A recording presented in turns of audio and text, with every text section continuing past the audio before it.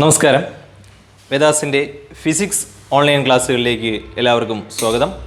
അപ്പോൾ നമ്മൾ കഴിഞ്ഞ ക്ലാസ്സുകളിൽ കണ്ടത് കുറച്ച് ബേസിക് യൂണിറ്റുകളും കുറച്ച് ഫണ്ടമെൻ്റൽ യൂണിറ്റുകളും അടിസ്ഥാന അളവുകളും അവയെ എങ്ങനെ SI യൂണിറ്റിലോട്ട് കൺവേർട്ട് ചെയ്യാം എന്നുള്ളതാണ് കണ്ടത്. അപ്പോൾ ഇത്രയും അളവുകളെക്കുറിച്ച് മനസ്സിലാക്കി നിങ്ങൾ ഏറ്റവും അവസാനം മനസ്സിലാക്കാനുള്ളത് ഓരോ ക്വാണ്ടിറ്റി എഴുതുമ്പോഴും അവയുടെ യൂണിറ്റുകൾ എങ്ങനെയാണ് എഴുതേണ്ടതെന്നും അതിനെ കുറച്ച് റൂളുകൾ സ്ട്രിക്റ്റായിട്ട് അവർ ഫോളോ ചെയ്യുന്നുണ്ട്. ആ റൂളുകളാണ് ഇന്ന് നമ്മൾ പരിചയപ്പെടാൻ പോകുന്നത്.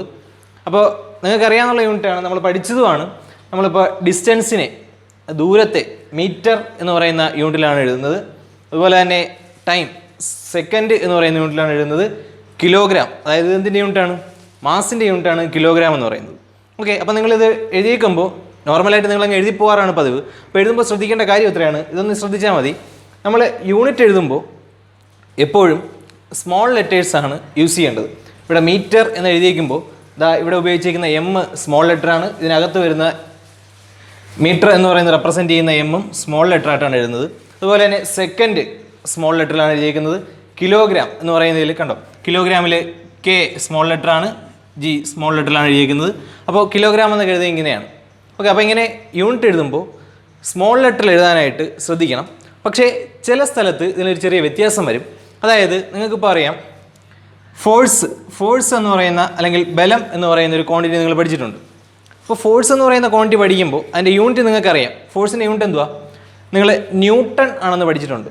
ന്യൂട്ടൺ നിങ്ങൾ എങ്ങനെ എഴുതുന്നത്? ഫോഴ്സിൻ്റെ യൂണിറ്റ് ന്യൂട്ടൺ എന്ന് എഴുതുന്നത്, ഇപ്പോൾ 10 ന്യൂട്ടൺ എന്ന് പറഞ്ഞാൽ 10 എഴുതുക, ന്യൂട്ടൺ എന്ന് പറയുന്നത് ഇങ്ങനെ എന്നെ ഒരു സിമ്പിളാണ് ഇടുന്നത്.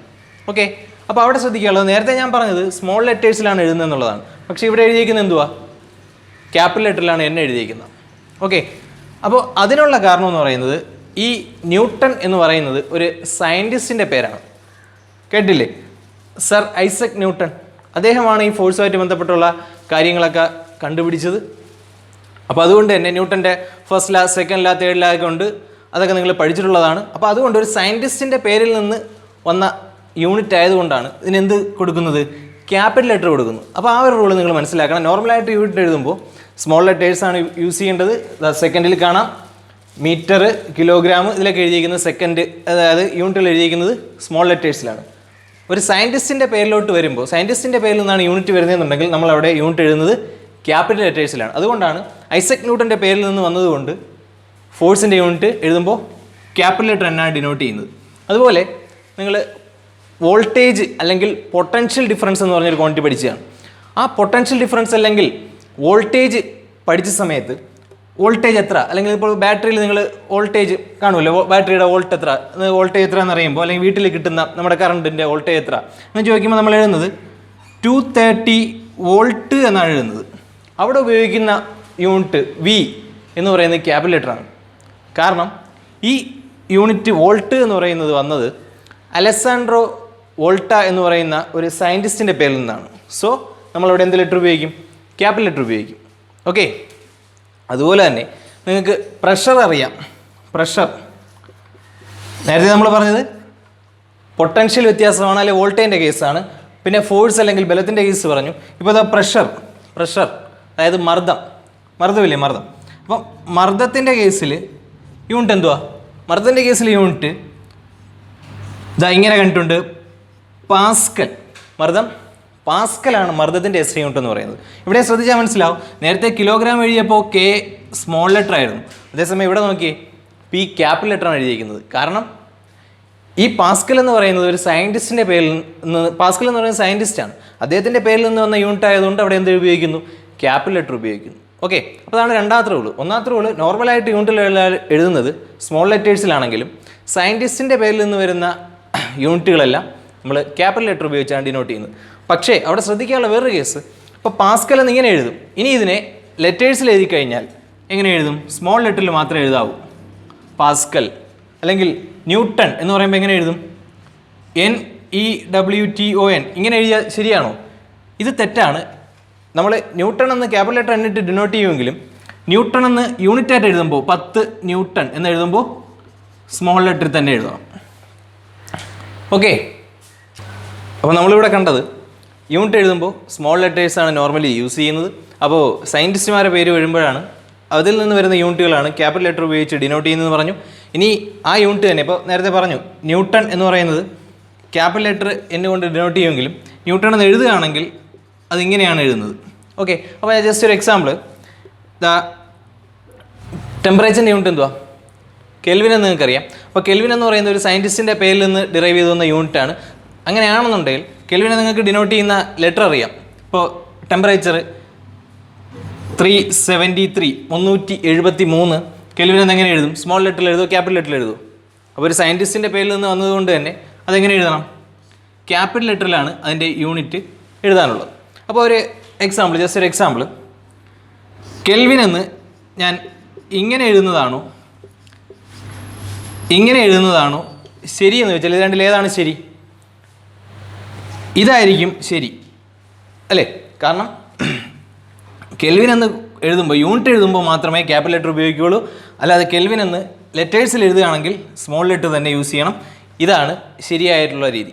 ഇനി വേറൊരു കാര്യം, അതായത് ഇപ്പോൾ നമ്മൾ സെൻറ്റിമീറ്റർ, മീറ്റർ ഇതൊക്കെ യൂണിറ്റുകളായിട്ട് ഉപയോഗിക്കുന്നുണ്ട്, ഡിസ്റ്റൻസിൻ്റെ യൂണിറ്റായിട്ട് ഉപയോഗിക്കുന്നുണ്ട്. അപ്പോൾ 60 സെൻറ്റിമീറ്റർ എന്ന് പറയുമ്പോൾ 60 എണ്ണം ഇല്ലേ എന്ന് കരുതിയിട്ട് സെൻറ്റിമീറ്റേഴ്സ്, അതായത് CM കഴിഞ്ഞിട്ടൊരു എസ്സും കൂടെ കൊടുക്കേണ്ട ആവശ്യമില്ല, ഒരു പ്ലൂറൽ ഫോമിൽ എഴുതേണ്ട ആവശ്യമില്ല. ഇത് റോങ് ആണ്, ഇങ്ങനെ എഴുതാൻ പാടില്ല. 60 സെൻറ്റിമീറ്റർ എന്ന് തന്നെ എഴുതിയാൽ മതിയാവും, അല്ലെങ്കിൽ 60 മീറ്റർ എന്ന് തന്നെ എഴുതിയാൽ മതിയാവും. പ്ലൂറൽ ഫോം യൂണിറ്റുകളിൽ ഉപയോഗിക്കേണ്ട ആവശ്യമില്ല. ഇതാണ് നിങ്ങൾ ഫോളോ ചെയ്യേണ്ട മറ്റൊരു റൂൾ എന്ന് പറയുന്നത്. അപ്പോൾ ഇനി നിങ്ങൾ യൂണിറ്റ് എഴുതുമ്പോൾ അറിഞ്ഞിരിക്കേണ്ട മറ്റൊരു കാര്യം എന്ന് പറയുന്നത്, ഇപ്പോൾ 7 centimetre is the length of A table എന്ന് പറയുമ്പോൾ നമ്മൾ ഒരു സെൻറ്റൻസ് തീരുന്നിടത്ത് നമ്മൾ എന്ത് ചെയ്യും? ഒരു ഫുൾ സ്റ്റോപ്പ് കൊടുക്കാറുണ്ട്. അത് വളരെ ശരിയായിട്ടുള്ള കാര്യമാണ്. 7 centimetre is the length of A table. അതേസമയം ചില ആൾക്കാർ ഒരു പ്രവണതയുണ്ട്, 7 സെൻറ്റിമീറ്റർ എന്ന് കഴിഞ്ഞിട്ട് ഇവിടെ ഒരു ഫുൾ സ്റ്റോപ്പ് കൊടുത്തിട്ട്, ഒരു കുത്ത് കൊടുത്തിട്ട് is the length of A table എന്ന് എഴുതും. ഇത് തെറ്റായ രീതിയാണ്. എപ്പോഴും ഇങ്ങനെ മാത്രമേ ഫോളോ ചെയ്യാവൂ. യൂണിറ്റ് എഴുതിയതിന് ശേഷം ഫുൾ സ്റ്റോപ്പ് ഒന്നും കൊടുക്കേണ്ട ആവശ്യം ഇല്ല. ഓക്കെ, അപ്പോൾ അത് ശ്രദ്ധിച്ചിരിക്കുക. അതുപോലെ തന്നെ അടുത്തിപ്പോൾ നിങ്ങൾക്കറിയാം വെലോസിറ്റി അല്ലെങ്കിൽ പ്രവേഗം എന്ന് പറയുന്ന ഒരു ക്വാണ്ടിറ്റി നിങ്ങൾ പഠിച്ചിട്ടുണ്ട്. പ്രവേഗം അഥവാ വെലോസിറ്റി. ഈ വെലോസിറ്റി നിങ്ങൾക്കറിയാം, ഇക്വേഷൻ അറിയാം, വെലോസിറ്റി ഇക്വേഷൻ നിങ്ങൾക്കറിയാം. ദൂരം ബൈ സമയം അഥവാ ഡിസ്റ്റൻസ് ഡിവൈഡ് ബൈ ടൈം ആണെന്ന് നിങ്ങൾക്കറിയാം. ദൂരം ബൈ സമയം അഥവാ ഡിസ്റ്റൻസ് ഡിവൈഡ് ബൈ ഡിസ്റ്റൻസ് എന്നല്ല, അല്ലെങ്കിൽ ഡിസ്പ്ലേസ്മെൻറ്റ് എന്ന് പറഞ്ഞാൽ സ്ട്രെയിറ്റ് ലൈൻ ഡിസ്റ്റൻസ് അഥവാ ഡിസ്പ്ലേസ്മെൻറ്റ്. സാധാരണ നിങ്ങൾ സ്ഥാനാന്തരണം എന്നാണ് പഠിച്ചിട്ടുള്ളത്. ഓക്കെ, അല്ലെങ്കിൽ സ്ട്രെയിറ്റ് ലൈൻ ഡിസ്റ്റൻസ് എന്ന് പറഞ്ഞാലും മതി. ഓക്കെ, സ്ഥാനാന്തരം എന്ന് പറഞ്ഞാലും മതി. ഓക്കെ, അപ്പോൾ അതിൽ വരുന്ന ഇത്രയേ ഉള്ളൂ. ഇവിടുത്തെ പ്രത്യേകത, സ്ഥാനാന്തരത്തിൻ്റെ മീറ്റർ അല്ലെങ്കിൽ ദൂരത്തിൻ്റെ മീറ്റർ എന്ന് പറയുന്ന യൂണിറ്റ് എഴുതും, ഡിവൈഡ് ബൈ സമയത്തിൻ്റെ യൂണിറ്റ് ആയിട്ടുള്ള സെക്കൻഡാണ് എഴുതുന്നത്. ഇങ്ങനെ വരുന്നൊരവസരത്തിൽ, അതായത് ഡിവിഷൻ വരുന്നൊരവസരത്തിൽ യൂണിറ്റ് എഴുതുമ്പോൾ ആദ്യത്തെ ക്വാണ്ടിറ്റിയുടെ യൂണിറ്റ് എഴുതുക, എന്നിട്ട് ആ ഡിവിഷനെ ഒരു സ്ലാഷായിട്ട് ഇടുക, എന്നിട്ട് ഡിവൈഡ് ചെയ്യുന്ന ക്വാണ്ടിറ്റിയുടെ യൂണിറ്റ് എഴുതുക. അപ്പോൾ ഇതിനെ നമ്മളെങ്ങനെ വായിക്കും? മീറ്റർ പെർ സെക്കൻഡ് എന്ന് റീഡ് ചെയ്യും. ഓക്കെ, അപ്പോൾ ഇങ്ങനെയാണ് ഡിവിഷൻ വരുന്ന കേസിലുള്ള യൂണിറ്റ് എഴുതുന്നത്. ഇങ്ങനെയാണ് ഒരു സ്ലാഷ് ഇട്ടാണ് യൂണിറ്റ് എഴുതുന്നത്. പിന്നെ ശ്രദ്ധിക്കാനുള്ള കേസ്, ഒരു യൂണിറ്റിൽ തന്നെ ഇപ്പോൾ മീറ്റർ പെർ സെക്കൻഡ് ഇങ്ങനെ ഒന്നിലധികം സ്ലാഷുകൾ ഉപയോഗിക്കാനും പാടില്ല. ഓക്കെ, അപ്പോൾ അതുപോലെ തന്നെ യൂണിറ്റ് എഴുതുമ്പോൾ ഇപ്പോൾ വെലോസിറ്റി യൂണിറ്റ് അല്ലെങ്കിൽ പ്രവേഗത്തിൻ്റെ യൂണിറ്റ് എന്ന് പറയുന്നത് മീറ്റർ പെർ സെക്കൻഡ് ആണെന്നറിയാം. അപ്പോൾ മീറ്റർ പെർ സെക്കൻഡ് എഴുതുമ്പോൾ ശ്രദ്ധിക്കാനുള്ളൊരു കാര്യം, നോർമലായിട്ട് നമ്മൾ മീറ്റർ ഒരു സ്ലാഷ് ഇട്ട് സെക്കൻഡ് എന്ന് എഴുതാറുണ്ട്. ഇങ്ങനെ എഴുതുന്നത് വളരെ ശരിയാണ്. അതുപോലെ തന്നെ മീറ്റർ പെർ സെക്കൻഡ് ഇത്തരത്തിൽ എഴുതുന്നതും ശരിയാണ്.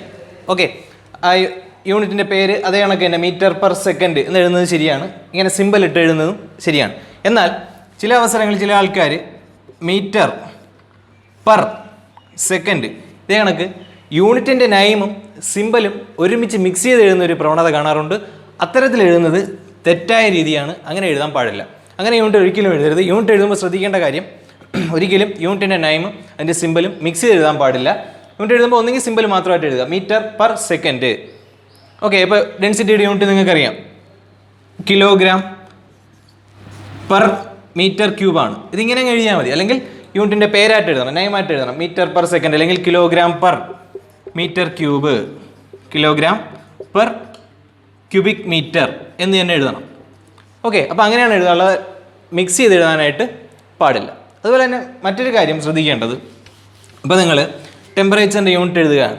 അപ്പോൾ 100 അല്ലെങ്കിൽ 100 കെൽവിൻ എന്നോ അല്ലെങ്കിൽ 273 കെൽവിൻ എന്നോ ഒക്കെ എഴുതുന്ന അവസരത്തിൽ 273 നമ്പർ കഴിഞ്ഞതിന് ശേഷം ഒരു സ്പേസ് തീർച്ചയായും അവിടെ കൊടുക്കണം.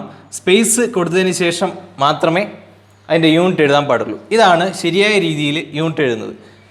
അല്ലാതെ ഇങ്ങനെ 273 കെൽവിൻ എന്ന് എഴുതുന്നത് തെറ്റായ രീതിയാണ്. അപ്പോൾ സ്ട്രിക്റ്റ് ആയിട്ട് ഇത് തന്നെയായിരിക്കണം നിങ്ങൾ ഫോളോ ചെയ്യേണ്ടതും.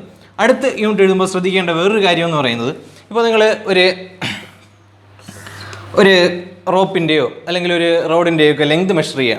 അപ്പോൾ നിങ്ങൾക്ക് ഇപ്പോൾ കിട്ടുന്നത് 1 മീറ്റർ, ബാക്കി നിങ്ങൾ സെൻറ്റിമീറ്ററിലാണ് മെഷർ ചെയ്തെന്ന് വെച്ചു. 1 മീറ്റർ സ്കെയിലിൽ മെഷർ ചെയ്തു, ബാക്കി നിങ്ങൾ സെൻറ്റിമീറ്ററിലാണ്. 1 മീറ്ററും 25 സെൻറ്റിമീറ്ററും എന്ന് നിങ്ങൾ മെഷർ ചെയ്ത് കഴിഞ്ഞാൽ ഒരിക്കലും ആ ക്വാണ്ടിറ്റി ലെങ്ത് എത്ര എന്ന് ചോദിക്കുമ്പോൾ 1 മീറ്റർ 25 സെൻറ്റിമീറ്റർ എന്ന് പറയരുത്. എങ്ങനെ പറയണമെന്ന് പറഞ്ഞാൽ രണ്ടിനെയും ഒരു സിംഗിൾ യൂണിറ്റിലോട്ട് മാറ്റണം. നിങ്ങൾക്കറിയാം SI യൂണിറ്റിലോട്ട് കൺവേർട്ട് ചെയ്യാൻ അറിയാം, നമ്മൾ പഠിച്ചതാണ് സെൻറ്റിമീറ്ററിൽ എങ്ങനെ SI യൂണിറ്റിലോട്ട് കൺവേർട്ട് ചെയ്യണമെന്ന്. എങ്ങനെ ചെയ്യണം? സെൻറ്റിമീറ്ററിനെ SI യൂണിറ്റായ മീറ്ററിലേക്ക് മാറ്റാൻ എന്ത് ചെയ്യും? 100 കൊണ്ട് ഡിവൈഡ് ചെയ്തില്ല. അപ്പോൾ 100 കൊണ്ട് ഡിവൈഡ് ചെയ്ത് കഴിഞ്ഞാൽ എന്തെന്ന് കിട്ടും? 25 സെൻറ്റിമീറ്റർ എന്ന് പറയുന്നത് 0.25 മീറ്റർ എന്ന് കിട്ടും. ഇനി ഇത് രണ്ടും തമ്മിൽ പ്ലസ് ചെയ്യാന്നുള്ളതേ ഉള്ളൂ. ടോട്ടൽ ലെങ്ത് എത്ര? ടോട്ടൽ ലെങ്ത് അല്ലെങ്കിൽ നീളം എന്ന് പറയുന്നത് 1.25 മീറ്റർ എന്ന് എഴുതാം. അതായത് യൂണിറ്റ് എഴുതുമ്പോൾ അല്ലെങ്കിൽ ഒരു ക്വാണ്ടിറ്റി എഴുതുമ്പോൾ 2 യൂണിറ്റുകൾ എഴുതാൻ പാടില്ല, സിംഗിൾ ആയിട്ട് മാത്രമേ എഴുതാൻ പാടുള്ളൂ. കാരണം ഇവിടെ 1 മീറ്റർ പ്ലസ് ഈ 0.25 മീറ്റർ ആഡ് ചെയ്യുമ്പോൾ എത്ര കിട്ടും? 1.25 മീറ്റർ എന്ന് പറഞ്ഞാൽ സിംഗിൾ യൂണിറ്റിലേക്ക് കിട്ടും. ഓക്കെ, അപ്പോൾ ഇത്രയും റൂളുകളാണ് നിങ്ങൾ യൂണിറ്റ് എഴുതുമ്പോൾ സ്ട്രിക്റ്റ് ആയിട്ട് ഫോളോ ചെയ്യേണ്ടത്. ഓക്കെ, അപ്പോൾ നിങ്ങൾ ഇപ്പോൾ പഠിച്ചത് യൂണിറ്റുകൾ എഴുതുമ്പോൾ ശ്രദ്ധിക്കേണ്ട കുറച്ച് കാര്യങ്ങളാണ്.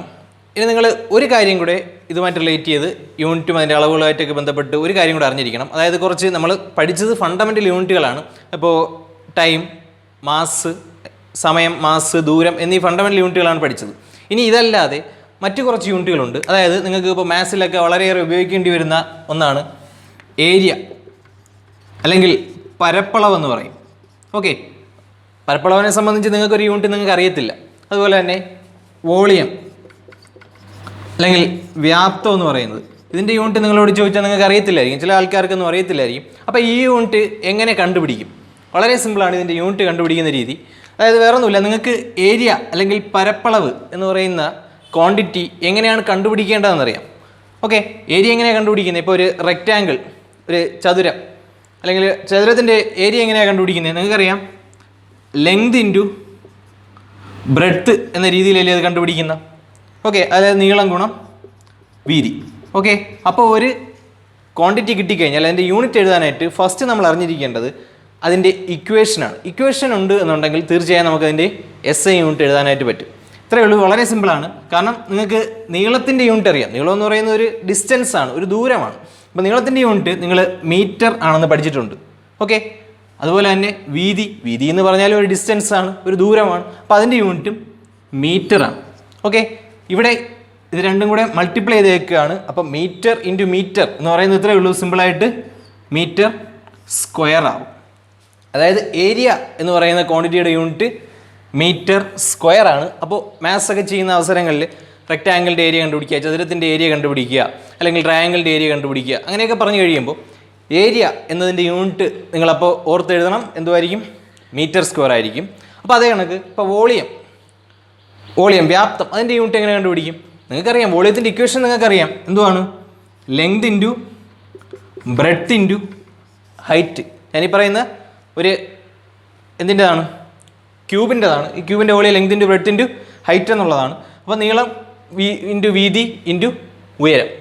ഓക്കെ, അപ്പോൾ ഇവിടുത്തെ അവസരത്തിൽ ലെങ്തിൻ്റെ യൂണിറ്റ് മീറ്ററാണ്, ബ്രെഡ്ത്തിൻ്റെ യൂണിറ്റ് മീറ്ററാണ്, ഹൈറ്റ് ഉയരം മെഷർ ചെയ്യുന്നതും മീറ്ററിലാണ്. അപ്പോൾ ഇത് മൾട്ടിപ്ലൈ ചെയ്യുമ്പോൾ നമുക്ക് എങ്ങനെ കിട്ടും? മീറ്റർ ക്യൂബ് എന്ന രീതിയിലാണ് കിട്ടുന്നത്. ഓക്കെ, അപ്പോൾ അതുപോലെ മറ്റൊരു എക്സാമ്പിൾ നമുക്ക് എടുക്കാം. അതായത് നിങ്ങൾ 9ാം ക്ലാസ്സിലൊക്കെ 8ാം ക്ലാസ്സിലൊക്കെ നിങ്ങൾ മൊമെൻറ്റം അഥവാ ആക്കം എന്ന് പഠിച്ചതാണ്. മൊമെൻറ്റം അഥവാ ആക്കം എന്ന് പഠിച്ചിട്ടുണ്ടായിരിക്കും. ഈ മൊമെൻറ്റത്തിൻ്റെ ഇക്വേഷൻ എന്തായിരുന്നു? മൊമെൻ്റത്തിൻ്റെ ഇക്വേഷൻ മാസ് ഇൻറ്റു വെലോസിറ്റി എന്ന് പഠിച്ചിട്ടുണ്ട്. ഓക്കെ, അപ്പോൾ അതിന് തീർച്ചയായും നമുക്ക് യൂണിറ്റ് എഴുതാൻ പറ്റും. മാസ് ഇൻറ്റു വെലോസിറ്റി അഥവാ പ്രവേഗം, മാസ് ഇൻറ്റു പ്രവേഗം എന്നാണ് അതിൻ്റെ യൂണിറ്റ്, അല്ല ഇക്വേഷൻ. അപ്പോൾ അതിൻ്റെ യൂണിറ്റ് എങ്ങനെ എഴുതാൻ പറ്റും? മാസിൻ്റെ യൂണിറ്റ് നിങ്ങൾക്കറിയാം, കിലോഗ്രാമാണ്. ഇവിടെ കിലോഗ്രാം എഴുതുമ്പോൾ ശ്രദ്ധിക്കണം, നേരത്തെ പറഞ്ഞ റൂളൊക്കെ ഫോളോ ചെയ്യുന്നുണ്ട്. സ്മോൾ ലെറ്ററിലാണ് എഴുതിയിരിക്കുന്നത്, കിലോഗ്രാം ഇൻറ്റു വെലോസിറ്റിയുടെ യൂണിറ്റ് എന്തുവാ? മീറ്റർ പെർ സെക്കൻഡ് ആണെന്ന് നിങ്ങൾക്ക് അറിയാം. ഓക്കെ, അപ്പോൾ യൂണിറ്റ് എഴുതുമ്പോൾ രണ്ടും കൂടെ ചേർത്ത് എങ്ങനെ എഴുതാം? കിലോഗ്രാം മീറ്റർ പെർ സെക്കൻഡ് എന്ന രീതിയിലാണ് ഇത് എഴുതുന്നത്.